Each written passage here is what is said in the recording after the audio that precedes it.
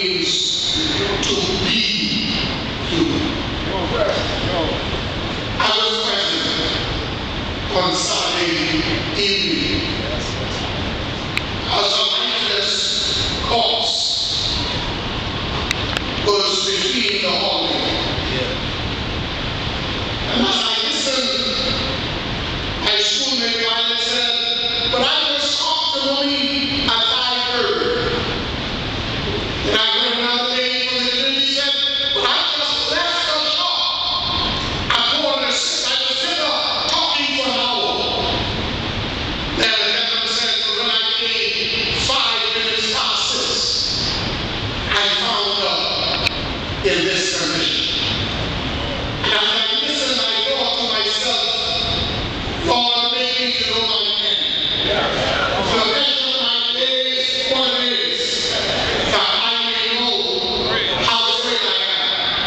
And for those of you who know the books of the Bible, you know that the books of Psalms, they are part of the wisdom tradition. And the wisdom tradition is based on the phenomenological approach to life. That simply means observation. And as I scanned that shop, I saw a chicken in its raw state on the freezer top. And I saw the signs of preparation for another day. And I thought to myself, how casually we take life and assume and presume that in the next moments it will be X, Y, and Z. And there are some of us feeling a little antsy because we have to leave this service to go and do our shopping. But the truth of the matter is, there is an appointment that none of us can God, none of us can God, and I only ask God to make us ready. For when that summons existed, that we would be in a state of readiness. I can say that Sister Beneby, you know her always in a spiritual setting, but I've engaged in a human sense. And I know that our people feel afraid, but I also can testify that she was a blessing and not a burden. There are some people when they die or when they sick, people throw confetti and say, maybe God, the witch is gone. But this is not so. With Sister Beneby, she was a blessing and not a burden. And like Bishop Ryan said, I watched as thoughts come told us, go there, backward smoking, weed smoking, fellas who will tear you and slap in a jiffy. I watched them bow. That's right.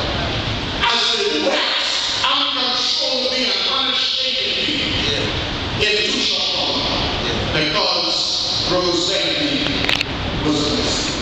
I love her. And I can say that she was a builder of lives and of our community.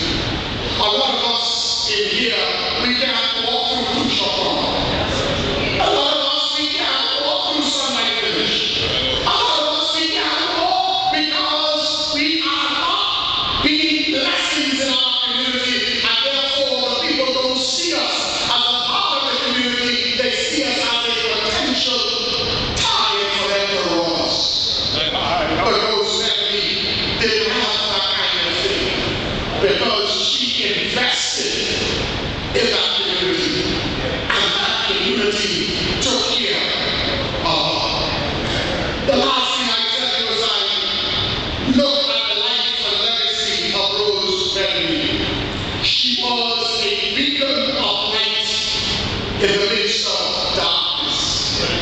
There is an enveloping darkness that is taking over our community, taking over our country. And the truth of the matter is, a lot of what we do in church is not being translated in our everyday encounters. There is something called an incongruence between what we say and what we practice. That's why it's okay for you to speak in unknown tongues and people are shut and people go tired, see them outside.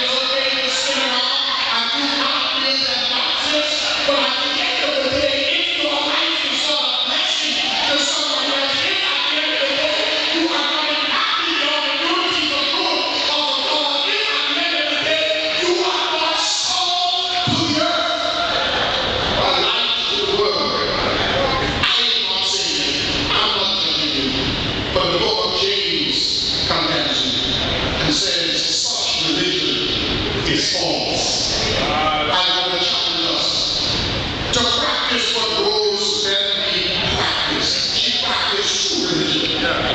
She just didn't have a form of godliness and denied the power thereof. She lived the gospel. And word to God, that none of us would abandon this false spiritual